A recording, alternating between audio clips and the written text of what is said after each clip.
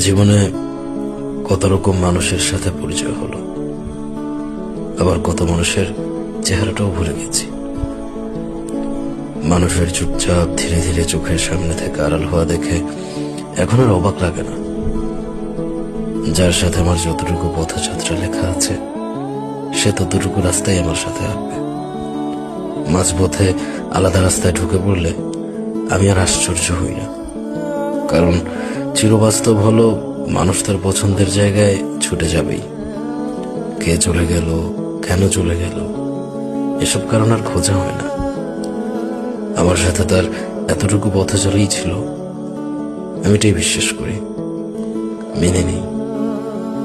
সবাই তার গন্তব্যস্থল খুঁজে পাক, আমি কারো শেষ গন্তব্য হব এটা জরুরি না।